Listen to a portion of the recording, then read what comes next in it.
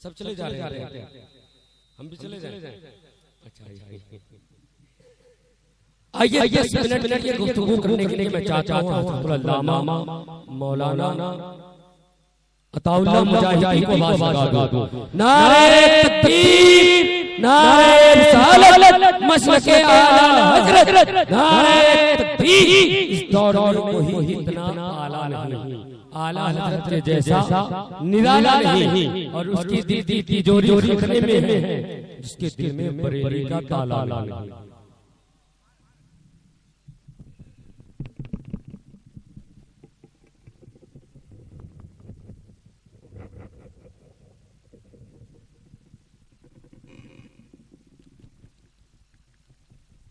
मौजूद सामने किराम पर्दानशीन माँ और बहनें, स्टेज पर जलवा फरोज खासकर उस्ताद अली वकार हजरत मौलाना मसरूर रहमती, बाकी बरादरान वलमा किराम, अस्सलामु अलैकुम व रहमतुल्लाहि तआला व बरकातुहू। नहमदुहु व नुसल्ली अला रसूलिल करीम, अम्मा बाद, फ़अऊज़ु बिल्लाहि मिनश शैतानिर रजीम, बिस्मिल्लाहिर रहमानिर रहीम। अला इन्ना औलिया अल्लाहि ला खौफुन अलैहिम व ला हुम यहज़नून। सदक़ल्लाहुल मौलाना अज़ीम व सदक़ बल्लगना रसूलुहुल अमीनुल मुहीनुल मुबीनुल करीम। वनहनु अला ज़ालिका लमिनश शाकिरीन व शाकिरीन वल्हम्दुलिल्लाहि रब्बिल आलमीन। बादाए तौहीद की मतवालों, शम्मे रिसालत के परवानों, गौसो ख़ाजा के दीवानों, आइए सबसे पहले हम और आप लौ लगाकर गुंबदे खजरा के नीचे आराम करने वाले आका, वो दाता मक्की सरदार, मदीने के ताजदार, हम गरीबों के गमकुशार, हम फकीरों के मददगार, अहमद मुस्तफा मोहम्मद रसूलुल्लाह सल्लल्लाहु ताला अलैहि वसल्लम की बारगाह आलीशान में सबसे पहले अपनी गुलामी का सबूत पेश करते हुए पढ़ें बाबा से बुलंद दरूद पाक। अल्लाहुम्मा सल्ली अला सय्यदीना व मौलाना मुहम्मद मअदनिल जुद वल करम व अला आलिहि व सहाबिहि व बारिक व सल्लिम। सल्लु अलैहि सलातु व सलामुन अलैका या रसूल अल्लाह या हबीब अल्लाह सल्लल्लाहु ताला अलैहि वसल्लम। दोस्तों, शायर इरशाद फरमाता है, निगाहे वली में वो ताशीर देखी, बदलती हजारों की तकदीर देखी। और दूसरी जगह शायर इरशाद फरमाता है, आती है सदाएं तशबीह के दाने दाने से, आती है सदाएं तशबीह के दाने दाने से, अमर नबी का फैज बढ़ता है वलियों के जिक्र मनाने से।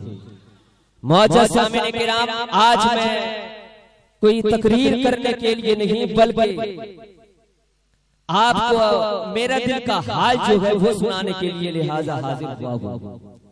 मैं हबीबी गुलाम हूँ, हबीबी फकीर हूँ, और हुजूर हबीबी मिल्लत का मुरीद भी हूँ।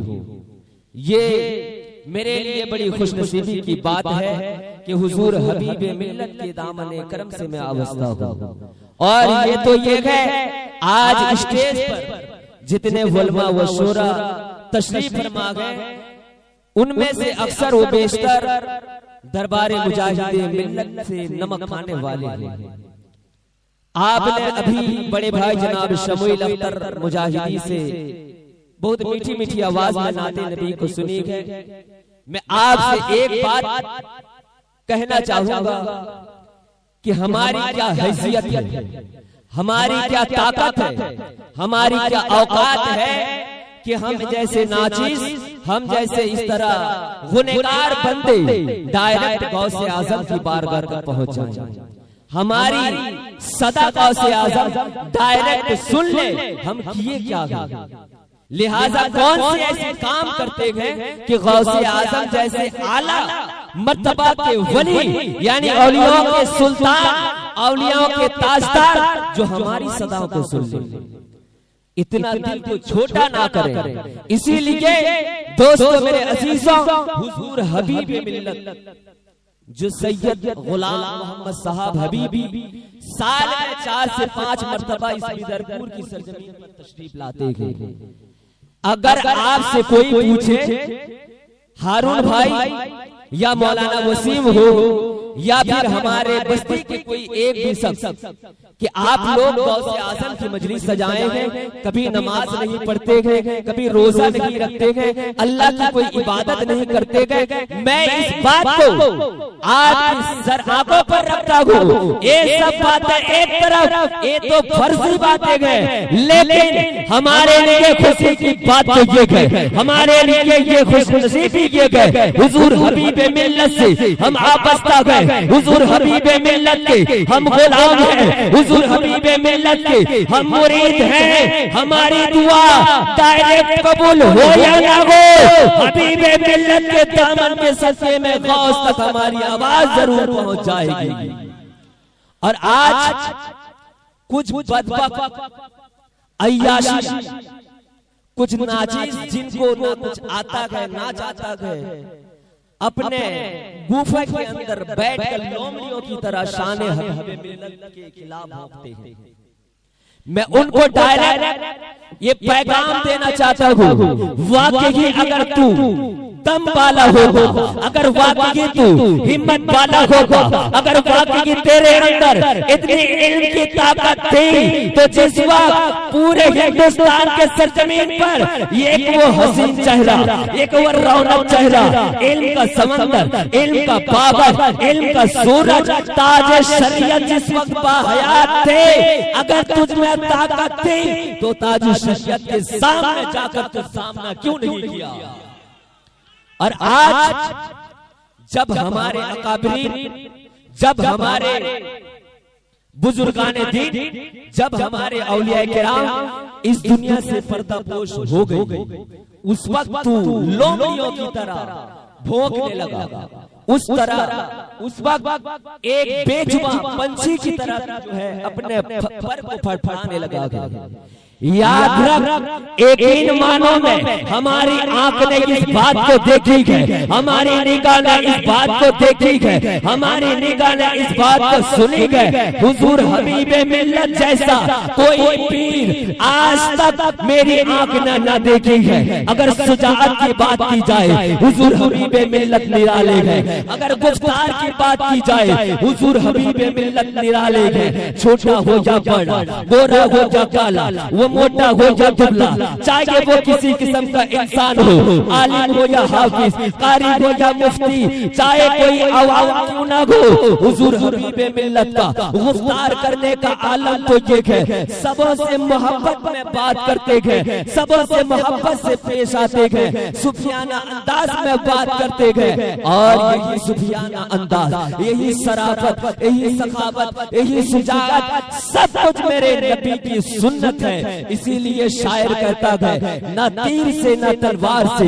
न तीर से न तलवार से, अमा इस्लाम फैला है मुस्तफा की प्यार से। और आज हुजूर हबीबे मिल्लत नबी की सुन्नत को अदा कर रखे हैं, नबी के इश्क को अदा करके, नबी की सुन्नत को अदा करते हुए पूरी दुनिया में, पूरे आलम इस्लाम में हुजूर हबीबे मिल्लत, हुजूर मुजाहिदे मिल्लत का सिलसिला लेकर। और दोस्तों, वो लोग बदनाम करना चाह रहे थे। आज आपको मैं एक बात बताना चाहता हूँ, अगर हम गौस के आशिक हैं, अगर गौस के चाहने वाले हैं, गौस के मानने वाले हैं, गौस आजम से मोहब्बत करने वाले हैं, अगर आप कहेंगे कि मैं गौस आजम का दीवाना हूँ, मौलाना मसरूर साहब कहें वो गौस आजम के आशिक है, मौलाना वसीम साहब कहें वो गौस आजम के आशिक है, मैं ये मानता हूँ, हाँ हाँ आप गौस आजम के आशिक है, हाँ हाँ आप गौस आजम के चाहने वाले हैं, लेकिन इतनी बात बताओ, वो इश्क कहाँ से लाओगे जो मुजाहिदे मिल्लत में था? वो इश्क कहाँ से लाओगे जो अल्लामा अब्दुल वाहिद के अंदर था? अगर यहाँ पर है या गौस अल-मदद की सदाएं बुलंद कर रखेंगे, अगर बगदाद पहुंचेंगे तो गौस आजम की मोहब्बत में पल को गुजार रखेंगे। याद रखिए, इस दुनिया में अगर आपको मुजाहिदे मिल्लत के बाद कोई सच्चे गौस आजम का गुलाम नजर आएगा, वो हबीबे मिल्लत। इसीलिए मेरे दोस्तों, आप इन भेड़ियों के भड़काने पर ना जाएं, आप हबीब मिल्लत के दामन को मजबूती से थाम कर रखें। इसीलिए हबीब मिल्लत का दामन हाथ में रखेगा। अगर हमसे हबीब मिल्लत राजी है, अगर हबीब मिल्लत हमसे खुश है, कसम खुदा का दोस्तों नाना मुजाहिद मिल्लत भी खुश है। और अगर मुजाहिद मिल्लत खुश है, अल्लामा जो मुफ्ती आजम हिंद खुश है, यानी अल्लामा मुस्तफा का रज़ा खुश है, मुफ्ती आजम हिंद खुश है, ताजुल शरिया खुश है, आला हजरत खुश है, ख्वाजा गरीब नवाज खुश है, और ख्वाजा गरीब नवाज कर खुश है तो मेरा गौस राजी है। और अगर गौस राजी है तो अली राजी है, अली राजी है तो हुसैन राजी है, हुसैन राजी है तो नबी के पाक राजी है, और नबी के पाक राजी है तो परवरदिगार आलम भी राजी है। तो हमारा जलसा सजाना, हमारा वसीला लेना, हमारा हबीब मिल्लत से आबस्ता रहना भी कामयाब, दुनिया में भी कामयाब और आखिरत में भी कामयाब है। इसीलिए मैं आपसे कहना चाहूंगा, आज खुशनसीब लोग हैं कि गौसे आजम की मजलिस सजाए हैं। हम बड़े खुशनसीब हैं कि मस्जिद मौन के सरजमीन पर गौसे आजम के नाम का लंगर लगाए गए। गौसे आजम का जो जोशे गौसिया होता है उसको बड़े शान और शौकत के साथ मनाए गए। ये अगर आपसे कोई कहे कि आपने सजाया है, ये आपका है, आपने शिरशी बना गया, ये आपका है, आपने मेहनत किया है, ये हमारा और आपका नहीं, बल्कि ये तो गौसे पाक का है, गौसे पाक राजी है। इसीलिए मस्जिद मौन की सरजमीन पर इतनी बड़ी मजलिस 12वीं शरीफ के बाद, 12 रबीउल अव्वल शरीफ के बाद 11वीं शरीफ में भी आज गौसे आजम का मजलिस सजाए गए। इसीलिए अजीजों, आपको मालूम होगा, एक वाक़या छोटा सा सुनाऊंगा, बस उसके बाद खत्म करूंगा। आप यहाँ पर देख रहे हैं स्टेज पर जलवा अफरोज जनाब आफ्ताब रहबर कलकत्ता भी तशरीफ फरमा है, उनसे आप नातो मनकबत सुनेंगे। मैं आपको बताना चाहता हूँ, आज बिदरपुर में भी कुछ ऐसे लोग हैं जो कहते हैं हबीब मिल्लत मुकम्मल पीर होने के लायक नहीं है, ताजुल शरिया पीर नहीं है, यानी अल्लामा अरशदुल कादरी पीर नहीं है, मुफ्ती मुहद्दिस कबीर पीर नहीं है, सैयद गुलाम मोहम्मद साहब पीर होने के काबिल नहीं है। उसी तरह गौसे आजम के दौर में भी एक जाहिल आदमी था जो चोर था। वो अगर उसकी बीबी एक पीर की गौसे आजम की मुरीदा थी और वो अपने शौहर को बार बार कहती थी, हर दिन कहा करती थी, अगर तुम ऐसे ही रहोगे एक दिन मर जाओगे, बगैर पीर के दामन लिए तुम मर जाओगे। और उस वक्त तुम्हारा, और याद रखें, जिसका पीर नहीं होता है शैतान उसका पीर हुआ करता है। इसीलिए वो उसके शौहर नामदार को ताना देती थी, तो वो शौहर जब भी किसी पीर की बारगाह में जाता, ऊपर से लेके नीचे तक देखता, अगर जर्रा बराबर भी यानी 100 सही ना होता, वो कहता ना तुम पीर होने के काबिल नहीं हो, ये पीर बनाने का लायक नहीं है। इस तरह करके उसकी उम्र गुजर गई। एक दिन उसकी बीबी उसको दबाव देती है, एक दिन उसकी बीबी उसको जबरदस्ती कहती है, आज तुम्हें पीर का मुरीद होना है। वो भी दिल में सोचता है और ख्याल को लेकर एक घर में दाखिल होता है, तो ये दिल में सोचता है कि आज मुझको सबसे पहले जो मिलेगा मैं उसी को अपना। इत्तेफाकन वो आया, आने के बाद एक घर में दाखिल हुआ तो ऊपर 2 मंजिल वाला घर थी। उस घर के छत के ऊपर किसी तरह की आवाज आई और ये कहने लगा कि ऊपर जो है वही मेरा पीर बनेगा, ऊपर जो है वही मेरा पीर होगा। इत्तेफाकन उस छत के ऊपर से 2 ताला के ऊपर से एक चोर तशरीफ लाया है, उसके हाथ को पकड़ लेता है। पकड़ने के बाद कहता है कि तुम ही मेरे पीर साहब हो, तुम मुझको मुरीद कराओ। वो हैरान परेशान होता है, यार मैं खुद एक चोर हूँ, मैं तुझको मुरीद कैसे कराऊंगा, मैं खुद किसी का मुरीद नहीं हूँ, तो मुझको मैं मुरीद कैसे कराऊं। कसम खुदा की दोस्तों, ये जो दूसरा वाला पीर था, जो दूसरे चोर को पीर मान बैठा था, उसका दामन किसी हाल में छोड़ने के लिए तैयार नहीं, तो उसको साथ ले जाता है।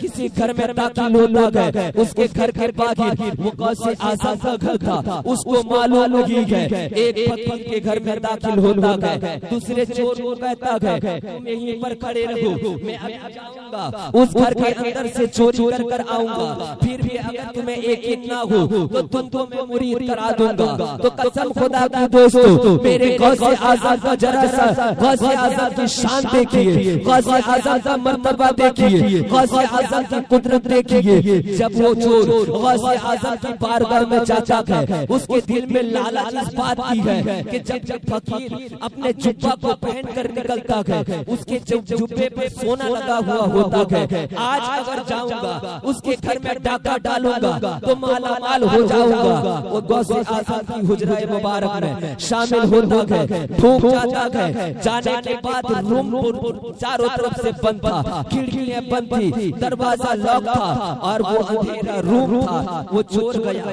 एक तरफ हाथ मारा उसको मुसल्ला मिली, दूसरी तरफ हाथ मारा उसको तस्बीह मिली, तीसरी बार हाथ मारा तो लोटा मिला। तो वो ये सोचने लगा, यार इतना जुब्बा छलकता चमकदार जुब्बा पहनकर जाता है, जिस पर सोने का पेवंद लगा हुआ होता है, जिस पर सोना चांदी लगा हुआ होता है, और आज उसके घर में मैंने हाथ मारा, सिवाय मुसल्ला और तस्बीह के कुछ नहीं मिला। तो वहाँ पर गौसे आज़म की बारगाह में कोई सदा लगाते हैं, किसी एक जगह के जो अब्दाल थे, जो कुतुब थे, उनका इंतकाल हो गया है। ऐ मेरे पीरे पीरा, ऐ मेरे मेरे मेरा, जरा आप मदद फरमाएं, कोई ऐसे पीर को भेज दे, कोई ऐसे कुतुब को भेजे जो उस जमीन को संभाल ले। कसम खुदा की दोस्तों, गौसे आज़म हुजरे में तशरीफ लाते हैं, उजाला हो जाता है, लाइट ऑन कर दिया जाता है। आने के बाद जैसे कि उस चोर पर औलादत की निगाह गिरी, गौसे आज़म की निगाह गिरी। अब तक वो चोर था, गौसे आज़म की निगाह गिरने के बाद वो बगदाद का अब्दाल बनता हुआ नजर आया। तो दोस्तों पता ये चला कि गौस